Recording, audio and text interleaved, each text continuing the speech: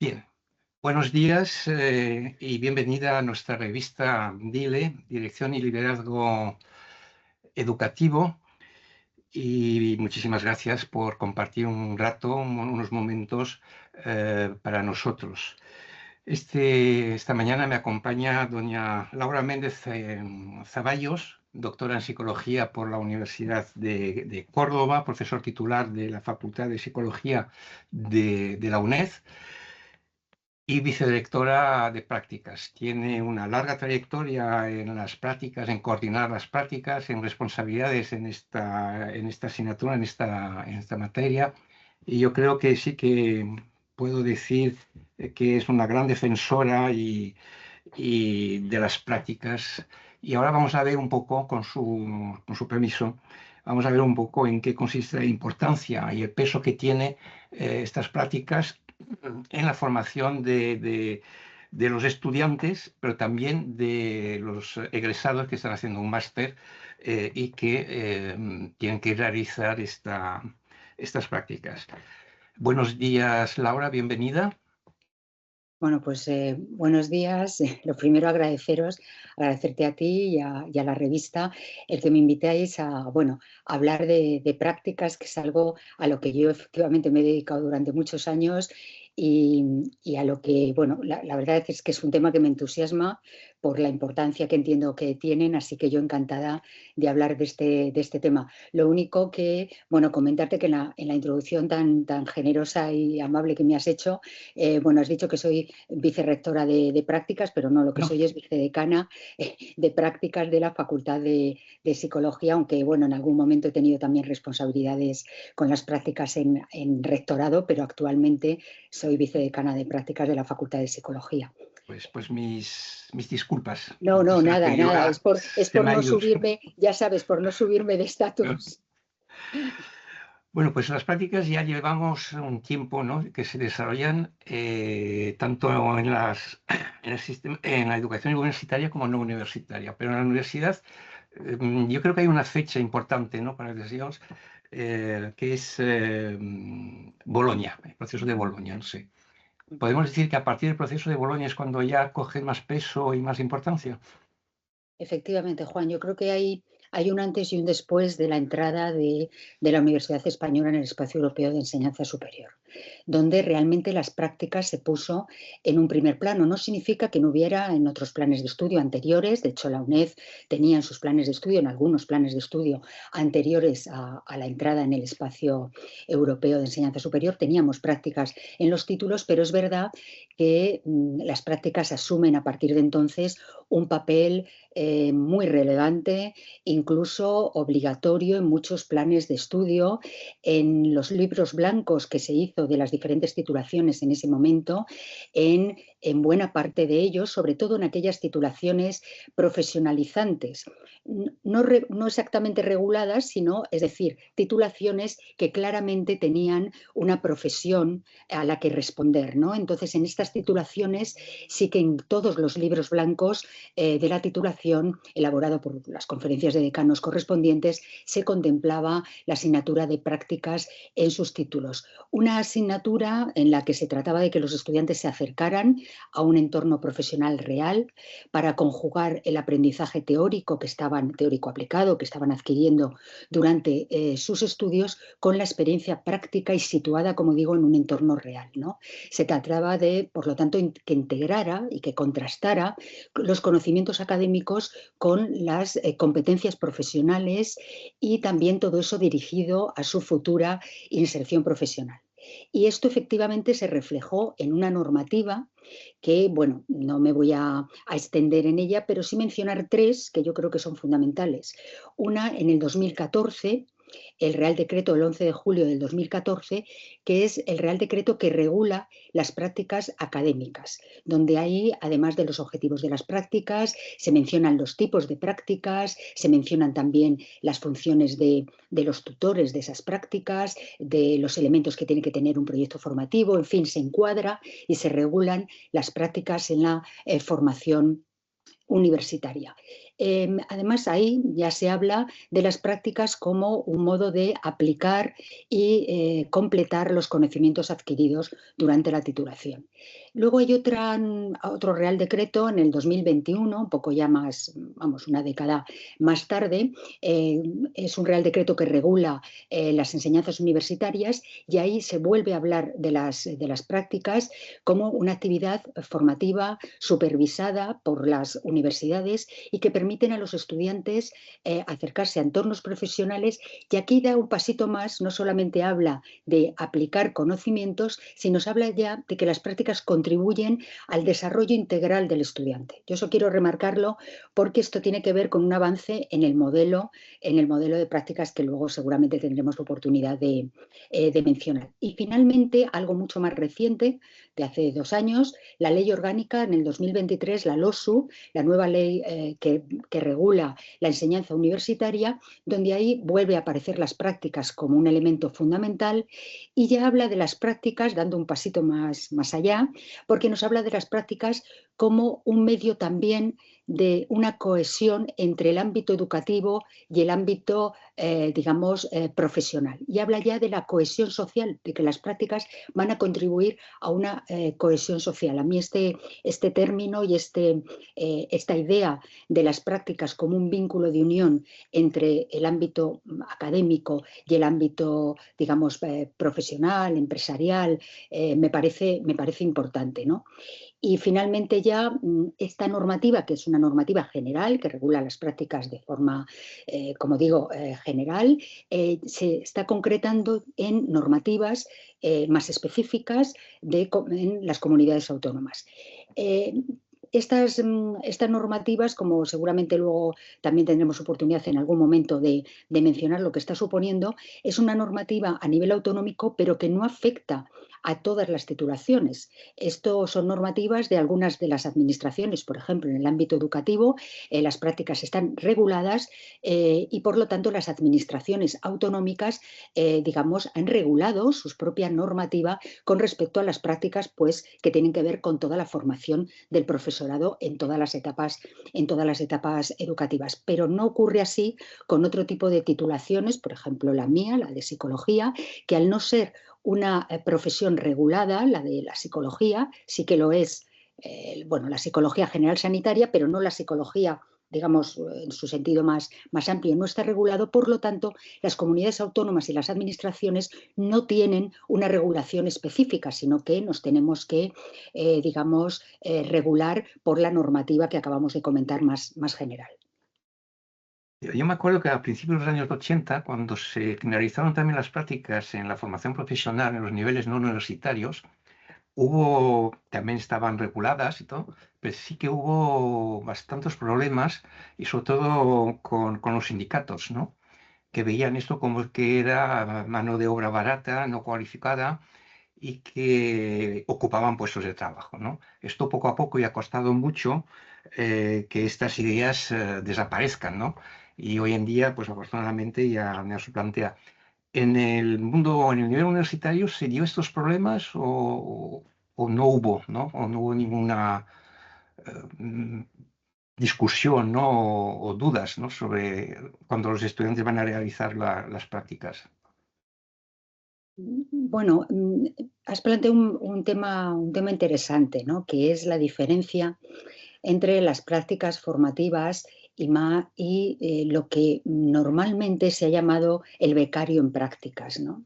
Yo creo que hay que distinguir, aunque algunas veces, y más en la realidad que estamos ahora mismo con una nueva regulación que, digamos, obliga a dar de alta en la seguridad social a los estudiantes de prácticas, de cualquier tipo de prácticas, tanto en el ámbito universitario como no universitario, se ha vuelto a poner este tema encima de la mesa porque, bueno, en algún momento esta normativa puede confundir las prácticas, como digo, formativas con las prácticas que son más de un becario, es decir, de una contratación de una persona que está en prácticas en una empresa o en una entidad. Yo creo que hay que diferenciar estas dos cosas. Ahora mismo estamos hablando en esta conversación de las prácticas curriculares. La palabra curricular no es baladí en el título, o sea, que venga después de las prácticas, porque tiene todo su sentido. Curricular significa que son prácticas formativas, que significa que son materias en un plan de estudios.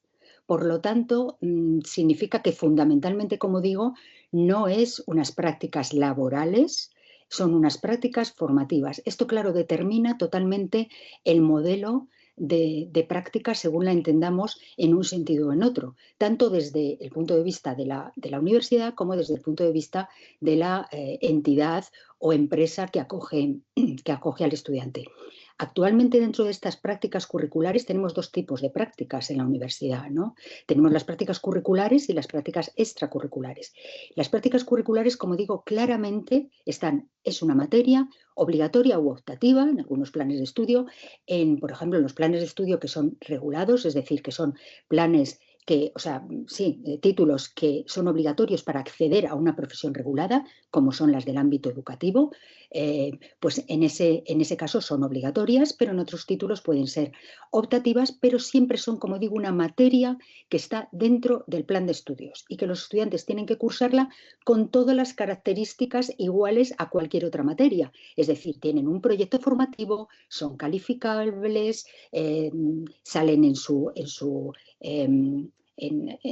título y en su plan, en su programa de estudios. Y luego tenemos las prácticas extracurriculares, que son prácticas que el estudiante puede hacer de manera voluntaria, no están unidas a asignaturas, pero sí que el estudiante también se incorpora a una entidad. No aparece, por lo tanto, en su título, no aparece en su currículum, pero sí aparece como información adicional en el suplemento europeo al título.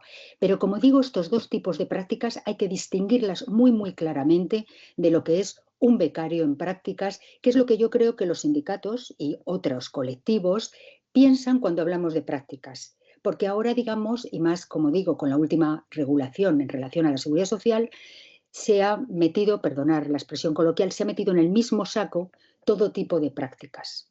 Y yo creo que esto, yo soy muy peleona, perdonadme también esa expresión coloquial con esto, pero en que por favor preservemos el carácter formativo de las prácticas curriculares. Sí, yo creo que además de este carácter formativo también me gustaría también insistir, ¿no?, sobre la cohesión social, que me parece fundamental, ¿no? De cara al futuro, no solamente de los estudiantes, sino de la propia universidad, ¿no? Pero claro, todo esto, ¿cómo se organiza, ¿no? ¿Cómo se organizan estas prácticas? Lanzamos algo, se lanzan a los estudiantes a una entidad y ahí les dejamos, o se dejan allí, o... Claro. Pues Bueno, mira, Juan, eso tiene que ver, lo he comentado antes cuando tú me has dicho, y muy acertadamente, que a partir de la entrada de la universidad en el espacio europeo de enseñanza superior, las prácticas han tomado un papel relevante. Eso es cierto. Hemos visto que hay una normativa, varias normativas que regulan las prácticas, que las ponen también como elemento esencial de la formación, pero como solemos decir también coloquialmente, el papel lo aguanta todo. Entonces, claro, todos hablamos de la importancia de las prácticas. Si preguntamos en cualquier universidad, desde luego todos los colegas te dirían que las prácticas son muy importantes. Si preguntamos a empresas o a entidades, también te lo dirán. Pero eso es una cuestión que todos aceptemos, que las prácticas son importantes, y otra cosa es si realmente las consideramos importantes. Y eso se ve en qué papel realmente le damos, en cómo las organizamos y sobre todo en la perspectiva, en la línea en que tú me comentas ahora, en qué perspectiva, en qué modelo de prácticas queremos. Y aquí yo voy a mencionar solamente tres para que yo creo que son perfectamente identificables, y además quien esté luego viendo esta entrevista podrá identificar si está en una entidad que acoge estudiantes en prácticas o en una universidad que, digamos, incorpora estudiantes a entidades a hacer las prácticas, en qué modelo se sitúan. Y entonces yo creo que en este sentido hay como digo, tres modelos. Uno que llamamos perspectiva curricular, que es justamente lo que tú comentabas. Es decir, esa idea de que basta con que al estudiante le incorporemos a una entidad a hacer una serie de horas prácticas de estancia para que practiquen y apliquen lo aprendido durante el grado. ¿no? O durante sus estudios. Y sobre todo en cuanto a técnicas y procedimientos.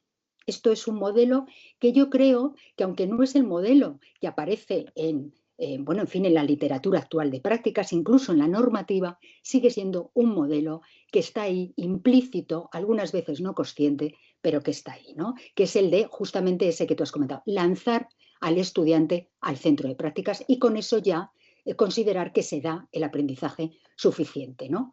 Luego tenemos otra perspectiva que se llama de descubrimiento, que va un poquito más allá. Y es una perspectiva que no solamente entiende que es dejar a un estudiante en un centro para que aplique los conocimientos aprendidos, sino para que los contraste y los ponga a prueba también, esos conocimientos y esas habilidades que ha adquirido. Y además lo haga desde una reflexión, desde una autorreflexión también y desde una toma de decisiones. Es decir, el estudiante como alguien activo en su aprendizaje que, como digo, no solamente aplica procedimientos y técnicas que ha visto durante el grado, durante sus estudios, sino que va más allá. Y finalmente la tercera, que es la que yo comparto, aunque entiendo que es difícil y no siempre, digamos, bueno, pues estamos dentro de este modelo en su totalidad, pero es el que llamamos de desarrollo profesional. Va un poco más allá, habla de una visión mucho más amplia, mucho más holística, donde realmente el estudiante no solamente ya contrasta los contenidos que ha adquirido durante sus estudios con lo que puede ver, observar y hacer en la entidad de prácticas, sino que pone a prueba sus propias capacidades, empieza a conformar su identidad profesional y además empieza a impregnarse de los valores culturales de la profesión. Eso es algo que como creo que es una visión mucho más amplia, mucho más holística, pero es la que yo comparto y sé que comparten conmigo muchos otros colegas en el caso de mi universidad, de la UNED. Entonces, ¿cuál es la estructura, no? Es decir, hay un seguimiento por parte de la universidad o de las facultades, no hay un seguimiento. Y en definitiva, ¿cuáles son los agentes que intervienen, no? Mm. Bueno, la manera de organizar las prácticas, bueno, primero, cuando yo hablo de organizar y gestionar las prácticas, digo siempre algo antes, ¿no? Que es que realmente cuando también se habla de prácticas, cuando uno va por los pasillos de la universidad y sale el tema de prácticas, lo primero que nos dicen a los que tenemos alguna responsabilidad en este tema es: menudo follón tenéis con las prácticas, menudo trabajo de gestión. Es cierto, las prácticas llevan mucho trabajo de gestión porque hay que firmar convenios de cooperación educativa con las entidades, porque como decíamos antes, dependemos de normativas autonómicas. En caso de la UNED, como veremos luego, tenemos que coordinarnos con normativas de 17 comunidades autónomas en los casos de las titulaciones de educación. Por lo tanto, bueno, la firma de convenios ya es un primer paso imprescindible, necesario y no siempre es fácil. Pero además de esa firma de convenio, luego está precisamente lo que tú comentas, luego está el diseño del proyecto formativo.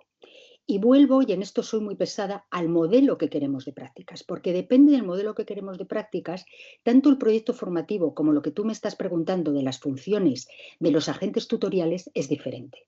Si nosotros estamos en un modelo, como hemos dicho, de incorporar al estudiante al centro de prácticas y pensar que con eso el aprendizaje se hace ya, pues nuestra principal preocupación en las prácticas será firmar muchos convenios de cooperación educativa con centros que acrediten su calidad y ser adecuados para la formación de nuestros estudiantes y poco más, y luego hacer una evaluación del estudiante. Pero si tenemos un modelo, como hemos visto, mucho más holístico, en la que entendemos que el estudiante tiene, para que realmente sean formativas las prácticas, tenemos que crear espacios de reflexión compartida entre la universidad, el estudiante y la entidad, entre el tutor de la universidad, el estudiante y el tutor de la entidad. Si realmente nos creemos eso, claro, el proyecto formativo y cómo se articula el proyecto formativo de manera colaborativa entre, como digo, las dos instituciones, la que acoge al estudiante y la que es responsable del estudiante, es esencial. Y en ese sentido hay en las prácticas, y además esto está regulado, hay dos agentes tutoriales. El tutor profesional, que es el que acoge al estudiante en la entidad de prácticas y realiza un proyecto formativo en esa entidad de prácticas, y luego está el tutor académico, que luego veremos que en la UNED ese tutor académico tiene unas características determinadas, pero el tutor académico, que es el que hace también, supervisa, hace el seguimiento del estudiante, colabora con el tutor profesional. Claro, al hablar de colaboración, en las prácticas, en el modelo que yo he comentado, en ese modelo más holístico, más integral, esa colaboración es esencial. Pero es esencial que se haga y es esencial que también en este sentido el tutor profesional y el tutor académico formulen ese proyecto formativo de manera conjunta. O sea, es decir, no sea algo que el estudiante llega a la entidad y le ofrecen un menú de actividades, que luego el tutor académico se entera de qué actividades va a hacer ese estudiante, sino requeriría un trabajo previo de los dos tutores junto con el estudiante de qué vas a hacer, cuáles son los objetivos de esta formación y cómo lo vamos a hacer. Sí, en definitiva, también se plantea, con lo que acabas de decir, el problema de las relaciones, ¿no?, profesionales entre los dos tutores, ¿no?, de cómo se pueden trabajar conjuntamente. ¿Y esta relación cómo está? ¿Se está desarrollando? ¿Está bajo Pues mínimos o no? bueno, a ver, la relación entre los dos tutores es yo lo asemejo un poquito, pongo el símil de la relación que ha habido entre la teoría y la práctica siempre, que es una relación que no ha sido fácil, no ha sido fácil. No ha sido fácil porque los teóricos, entre comillas, que se puede considerar la universidad, eh, tengo que decir que no siempre han respetado el conocimiento profesional. Siempre han considerado que el conocimiento profesional era un conocimiento digamos, perdonadme la expresión, de segunda, un conocimiento no contrastado, un conocimiento no basado en evidencias y, por lo tanto, no había que tenerlo en cuenta. Es decir, la universidad era la que transmitía conocimientos, la que investigaba y generaba nuevos conocimientos y, la profesión tenía que aplicarlos. Pero luego, por otra parte, la profesión también ha tenido una idea de la academia, de la universidad, como aquellos que hacen teoría, pero que realmente no saben lo que pasa aquí. Y la teoría que hacen a mí no me sirve, ¿no? Yo eso lo he oído muchas veces en contacto con diferentes profesionales. Entonces, yo creo que esto, poco a poco lo hemos ido superando, pero yo creo que sinceramente que no está superado del todo. Pero por otra parte, la teoría y la práctica están condenados a entenderse. O sea, es decir, están condenados a entenderse, son dos conocimientos que se generan en dos ámbitos distintos, pero que tienen muchísimo que ver. Es verdad que la profesión necesita la investigación y necesita que lo que se hace y funciona se sepa por qué funciona, esté basado en evidencias, pero también la universidad necesita introducir más a la profesión y a lo que son las necesidades, digamos, de la profesión. Entonces, en este sentido, tenemos que hacer todos un esfuerzo y las prácticas, fíjate, las prácticas están siendo un puente, cuando hay una buena actitud por ambas partes, están siendo un puente muy interesante para, digamos, unir y cohesionar estas dos realidades. Claro, aquí hay otro tema que yo creo que es bueno sacarlo y debemos de sacarlo porque está ahí también, que es, el tema de que las prácticas no están ni financiadas ni reguladas la mayor parte de las veces. ¿Qué quiere decir esto? Que la tutoría que asumen los profesionales en sus entornos cuando acogen a nuestros estudiantes de prácticas son algo normalmente voluntario, algo donde no reciben ninguna compensación económica, no suelen recibir ninguna compensación económica y raras veces también les supone una compensación a nivel, digamos, de su promoción profesional.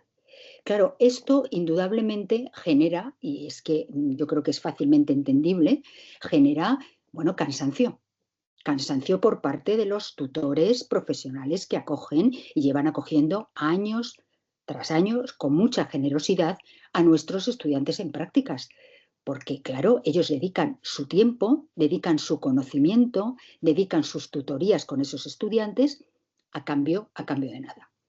Y esto es algo que vuelvo a la legislación y a lo importante que aparece las prácticas en la legislación, en el marco europeo, lo importante que es la inserción profesional, lo importante que es, digamos, preparar a los futuros profesionales, pero es muy importante, pero no se financia. O sea, no hay una apuesta de la administración clara, de la administración. Aquí es la administración educativa por una parte, la administración que tiene que ver con la universidad por otra, en realmente plantearse que, bueno, que las prácticas hay que regularlas todas, no solamente los títulos regulados, hay que regularlas todas, hay que plantear criterios de calidad comunes, hay que plantear modelos comunes de prácticas y hay que plantear en algún momento una financiación. Porque indudablemente la tutoría, bueno, esto está detrás y además razonablemente. Sí, porque si no, yo creo que si no se avanza en este tema, en este terreno, yo creo que se podría llegar a cierto colapso, ¿no? Es decir, en tener estudiantes y no tener plazas o entidades Claro, dispuestas, ¿no? claro. Y además aquí tengo que decir también, ya que yo estoy en una universidad pública, que aquí también, bueno, estamos ahora en un momento en que, bueno, algunas universidades privadas están, digamos, compensando las prácticas. Están compensándolas, yo creo que de una manera justa en el sentido de que se merece la compensación ese tutor que recibe al estudiante, pero claro, realmente la universidad pública, vuelvo a repetir, no hay ningún tipo de financiación, no somos libres, por otra parte, en poner el precio del crédito. El precio del crédito universitario lo tenemos regulado, o sea, no podemos, digamos, poner un precio de crédito de prácticas como para que las prácticas se pudieran autofinanciar, no podemos hacer eso, con lo cual, pues la universidad pública no puede, aunque desde luego creo que todos aceptaríamos que merece una compensación la tutoría de los estudiantes en las entidades, no podemos, con lo cual eso está suponiendo ahora mismo un serio problema que efectivamente puede a futuro colapsar las prácticas.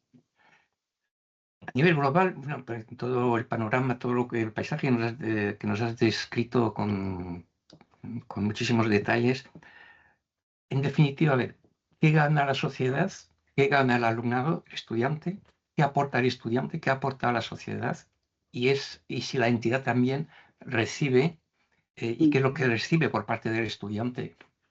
Sí, esto es importante efectivamente porque cuando hablamos siempre de las prácticas lo centramos en el estudiante, que es verdad, que es el protagonista, pero es decir, las compensaciones que tienen las prácticas, los beneficios que tienen las prácticas, lo centramos en el estudiante, pero realmente vamos a ver cómo no solo. Es verdad que para el estudiante, como hemos visto, pues le supone muchas cosas, ¿no? Le supone, pues eso, contrastar esos contenidos que ha visto, demostrar competencias, adquirir competencias nuevas en los entornos profesionales, aprender el rol de ser y estar como un profesional. Eso, claro, se lo aporta. Las prácticas no lo podemos aportar a lo largo del currículum de las asignaturas, ¿no? Ese acercamiento al rol. Y luego, además, desarrolla una capacidad reflexiva que para el futuro profesional, bueno, diría reflexiva, fíjate, crítica y ética. Yo creo que son tres cosas que tampoco se nos puede olvidar. Hablamos mucho de reflexión, y es verdad, pero la reflexión tiene que ser crítica y tiene que ser ética también. Yo creo que las prácticas, las buenas prácticas, también aportan al estudiante una visión ética de la profesión. Y además le ayudan, como digo, a ese proceso de inculturación, a esa cultura profesional y a esa identidad profesional. Pero esto al estudiante, que como vemos yo creo que son muchos beneficios y muy potentes, pero también a la entidad. Hemos hecho investigaciones en nuestro grupo de innovación docente de prácticas de la UNED, investigaciones con entornos profesionales y con tutores profesionales. Y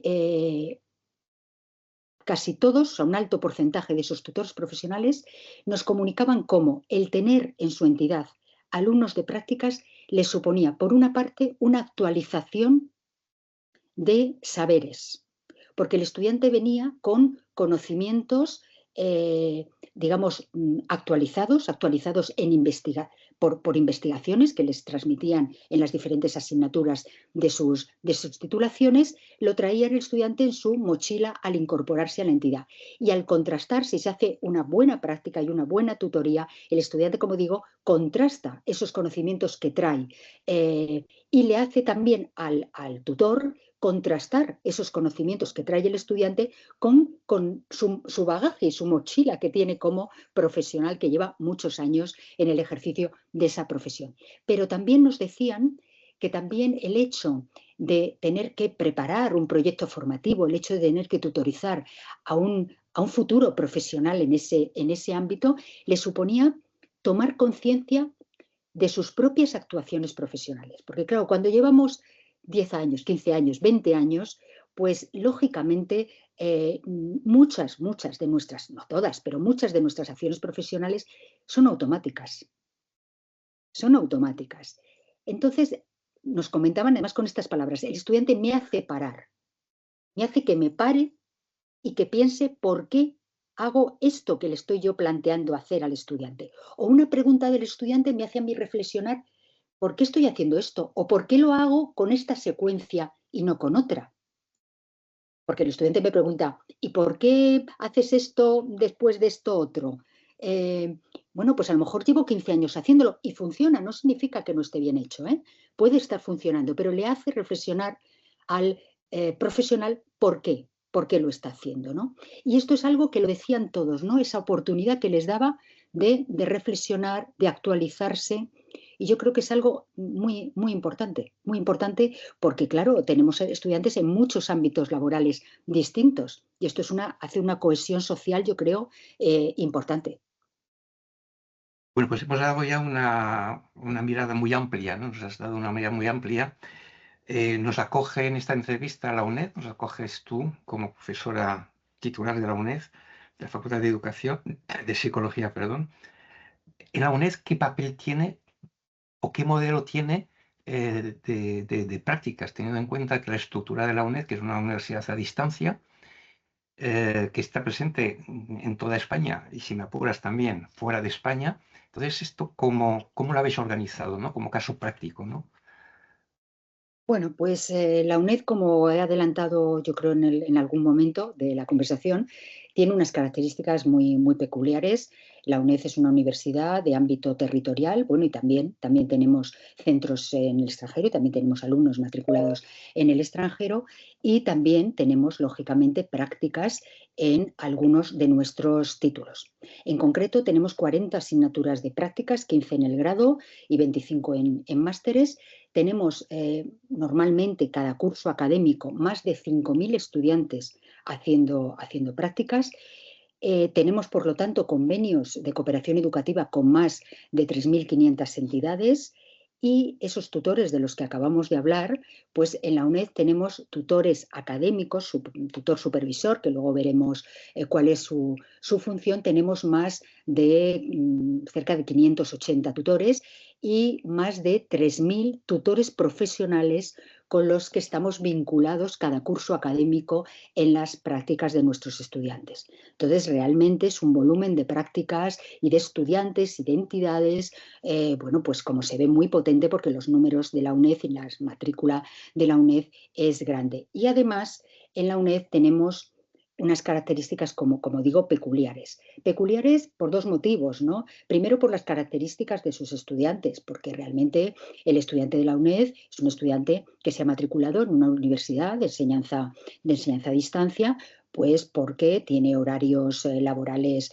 muy extensos, porque tiene cargas familiares, porque vive en entornos muy alejados de sedes universitarias, o por cualquier otro motivo. También tenemos alumnos con discapacidad, somos la universidad que acogemos más estudiantes con discapacidad, y también tenemos estudiantes privados de libertad, es decir, tenemos un abanico de tipos de estudiantes muy diversos. Y además, y esto para las prácticas es fundamental, los tenemos, digamos, viven en diferentes territorios, es decir, los tenemos con una dispersión territorial considerable. Por lo tanto, nuestros estudiantes se matriculan en nuestros 63 centros asociados a nivel nacional y en los centros asociados que tenemos en el extranjero.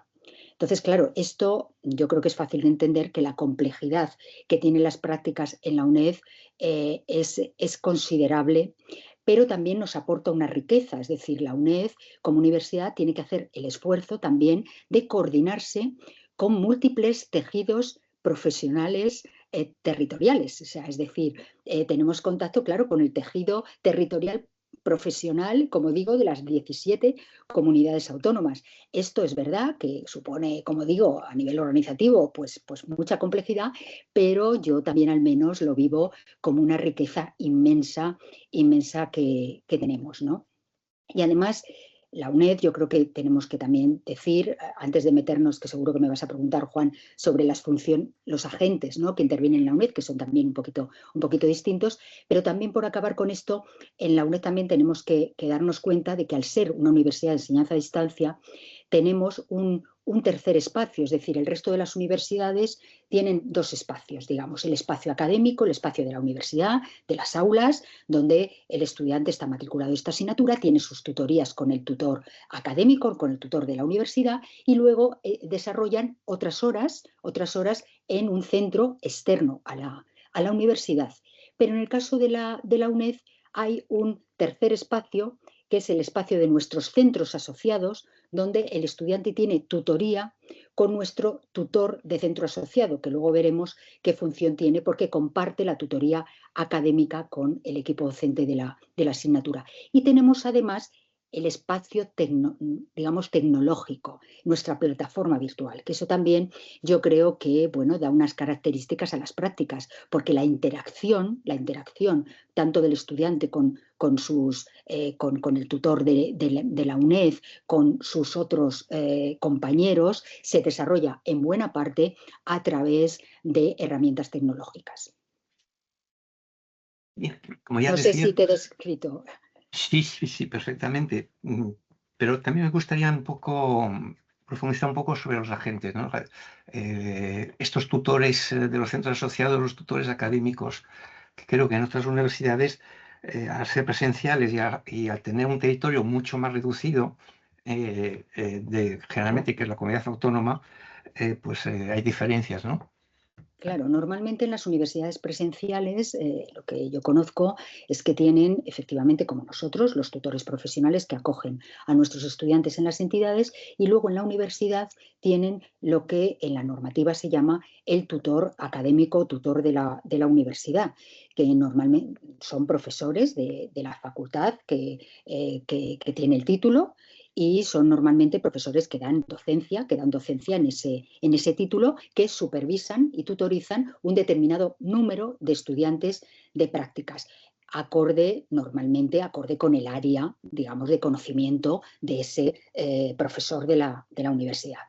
En el caso de la UNED, como digo, al tener esa dispersión territorial y al tener nuestros estudiantes matriculados en diferentes comunidades autónomas, hablando del territorio nacional, en diferentes comunidades autónomas donde, como decimos, hay un tejido profesional distinto en cada comunidad autónoma, requiere una cuarta figura tutorial. Por eso en la UNED hablamos de cuarteto, porque no solamente hablamos del estudiante, el tutor profesional y el tutor de la universidad, sino que la tutoría en la universidad es una tutoría que está compartida.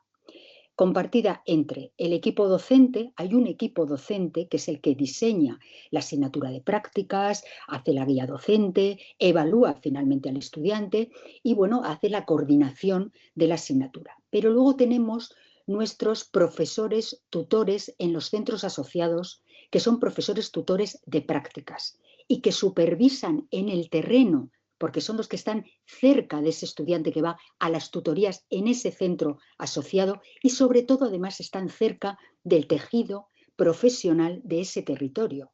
Y además normalmente tienen un perfil profesional.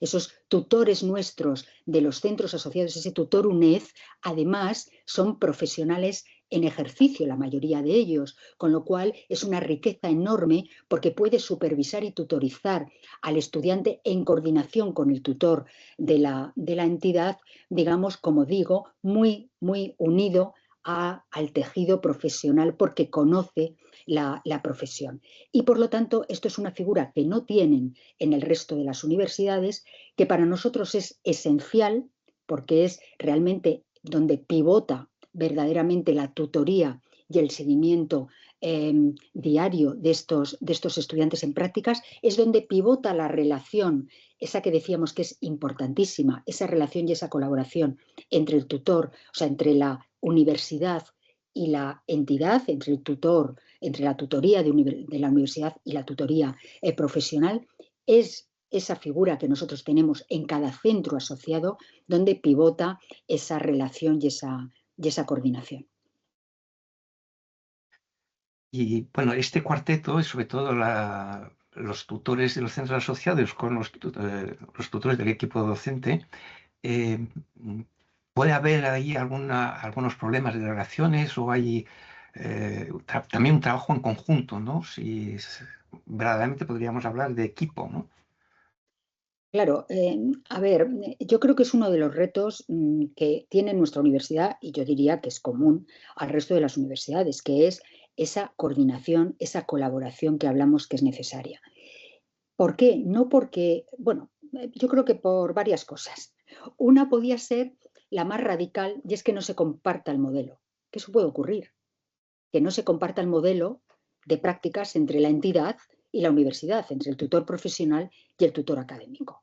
Primero, yo creo que tienen que compartir el modelo, compartir el mismo significado que tienen las prácticas para uno de los agentes y para el otro. Si se comparte el modelo, entonces lo que hay es que encontrar tiempos. Porque claro, esto, antes hablábamos de financiación, pero claro, el tiempo también supone, también tiene que ver con la financiación. Claro, el tutor profesional lo que suele decir, y además es verdad, es que no tiene tiempo, porque su entidad, su empresa, su administración no le libera para hacer la tutoría. Es decir, uno de los retos que tenemos en la línea en la que yo he dicho de que realmente las prácticas no deberían de estar solamente en la normativa, que la normativa lo aguanta todo, sino que realmente aquí no hay una apuesta, aquí me refiero a la administración, no hay una apuesta clara por las prácticas, porque si la hubiera, a los tutores de prácticas se les daría, los tutores de prácticas en las entidades, se les daría un estatus de manera que tuviera unas horas liberadas para realizar la tutoría. Porque yo lo entiendo. Tanto el tutor académico, que por cierto al tutor académico tampoco se le dan unas horas para realizar esto. Es decir, aquí vemos que son dos profesionales que en el mejor de los casos, y yo creo que en la mayoría de los casos comparten el mismo modelo, pero que se encuentran con unos imponderantes en el día a día que no tienen, como digo, tiempo liberado para hacer esa coordinación. Y aún así, y me consta, muchos, con muchos esfuerzos y desde luego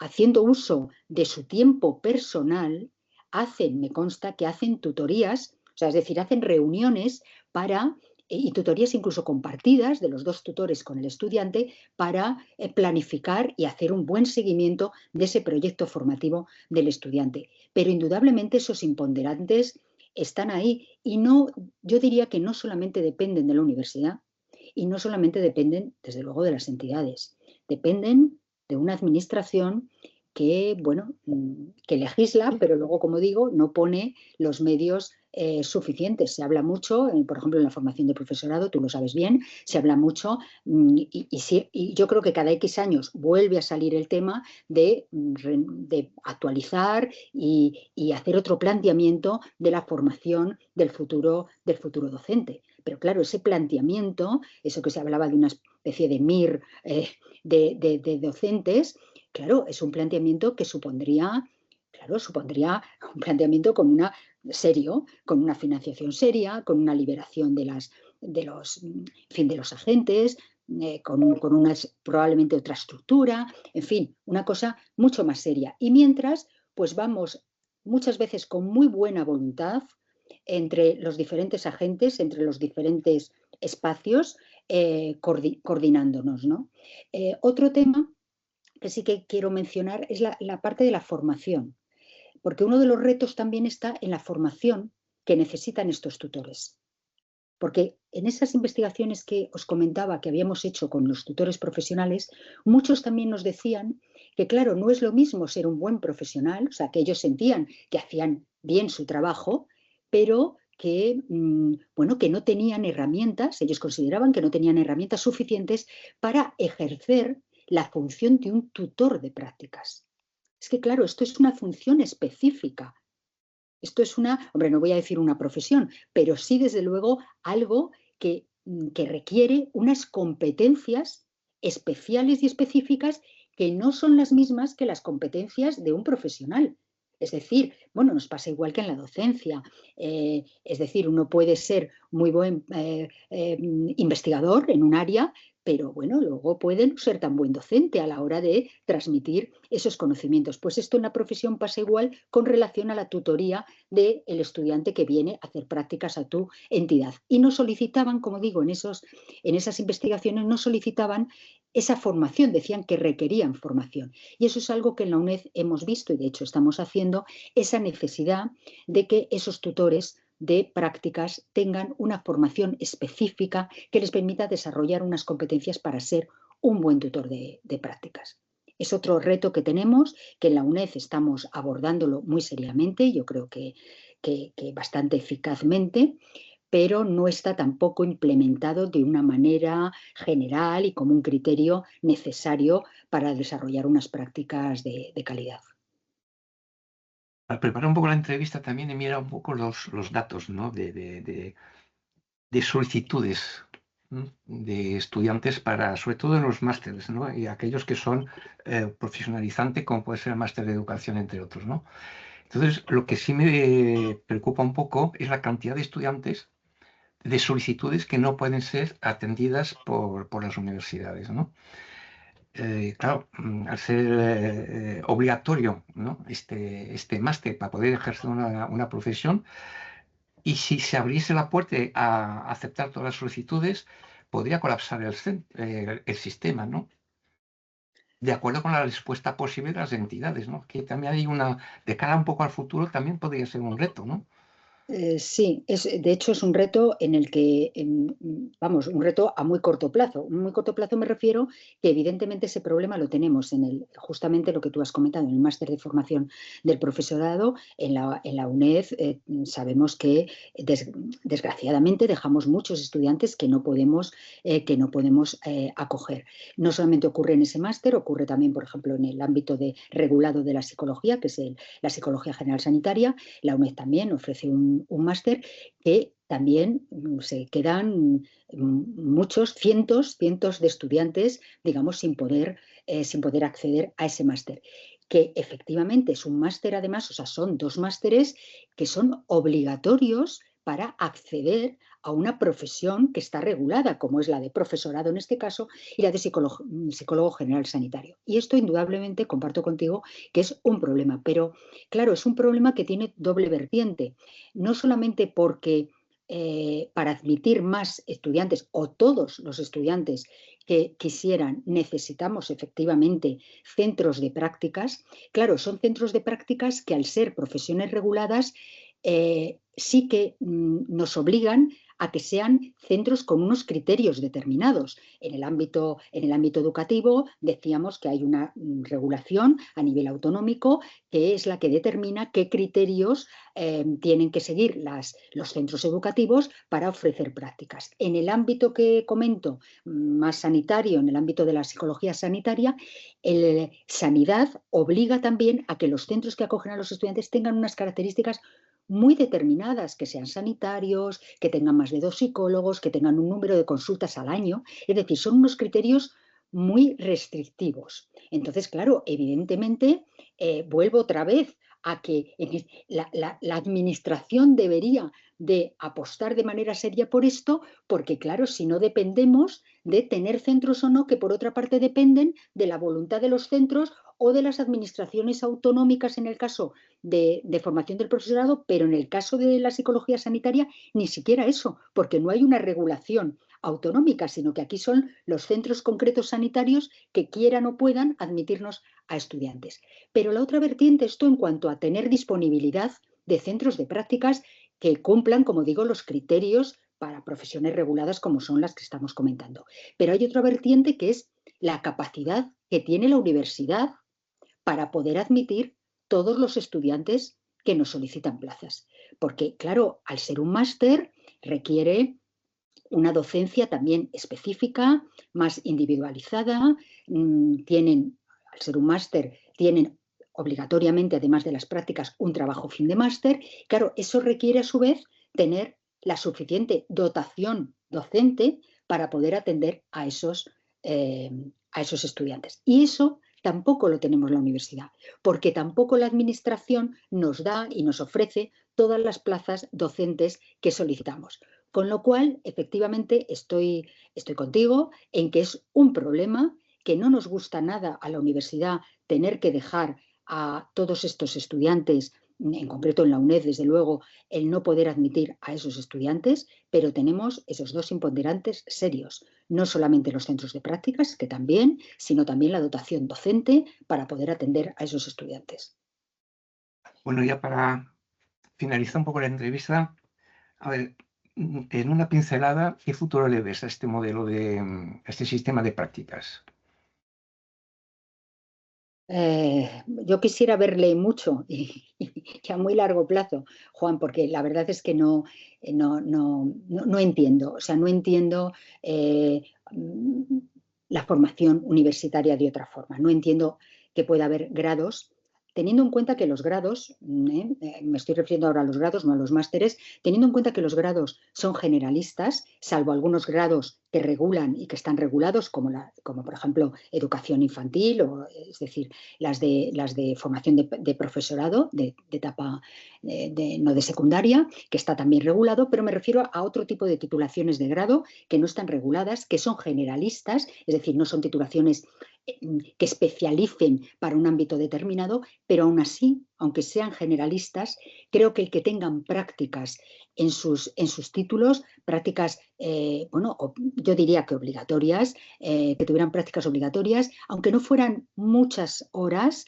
pero al menos que sí que tuvieran en los grados, antes de pasar a los másteres, antes de pasar a una formación más especializada, tuvieran oportunidad de aproximarse a un entorno profesional. Y ver entornos profesionales, poder ajustar las expectativas que traen de la profesión, empezar a conformar su identidad profesional, comenzar a hacer el proyecto profesional. Esto es algo muy importante. Los alumnos también en las prácticas de grado empiezan a conformarse su propio proyecto profesional, empiezan a ver, por ejemplo, a través de las prácticas, ámbitos que le gustan, o a lo mejor justamente ese ámbito es el que ya entienden que a eso no van a querer dedicarse y por lo tanto no van a querer seguirse formando. Pero es muy importante y además yo diría que si queremos formar en competencias, que por otra parte es el marco universitario que tenemos, las competencias por su propia definición se tienen que demostrar. Y las competencias profesionales, que, bueno, en un grado estamos formando a futuros profesionales, esas competencias las tienen que demostrar en un entorno situado. Son competencias que para demostrarse son saberes situados en contextos, en este caso, reales. Entonces, eso, ya te digo, yo no concibo la formación de otra forma.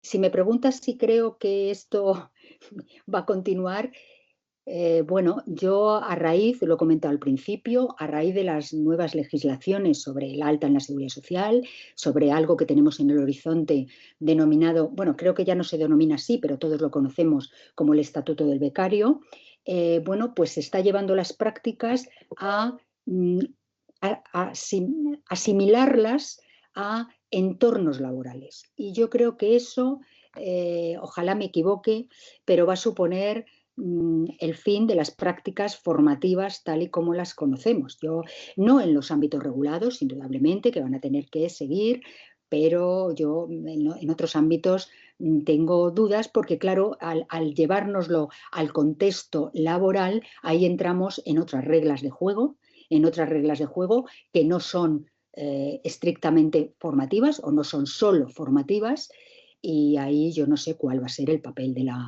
la universidad en ese tipo de prácticas. Vamos a No quiero dejar, acabar siendo muy negativa, no quiero acabar no, siendo muy negativa. no, pues vamos a esperar a ver un poco los acontecimientos que seguramente nos dará para otra entrevista. Muchísimas gracias, Laura, por haber compartido tu tiempo y tu conocimiento sobre las prácticas y espero que esta revista, que va a tener muchísima difusión, pues también acerque un poco a los que no conocen las prácticas a descubrir un mundo que hoy en día es necesario. Muchísimas gracias, Laura, por haber participado y aceptado el reto de estar en esta entrevista. Muchísimas gracias a vosotros y bueno, yo creo que si queréis seguir conociendo más las prácticas en este sentido, bueno, pues deciros que en la UNED, lo he comentado antes, tenemos un grupo de innovación docente de prácticas en las que participamos diferentes profesores de diferentes titulaciones, de diferentes facultades y también nuestros tutores, estos profesionales que yo he hablado, tutores de prácticas en nuestros centros asociados, participamos todos de manera conjunta construyendo una comunidad de aprendizaje.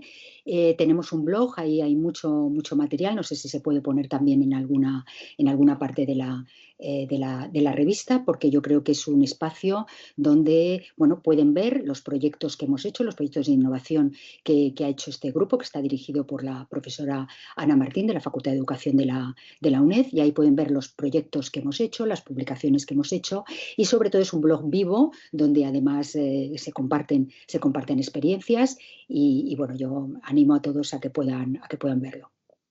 Muchísimas gracias, Laura. Que tengas una semana tranquila y feliz. Hasta pronto. Igualmente vosotros, para vosotros.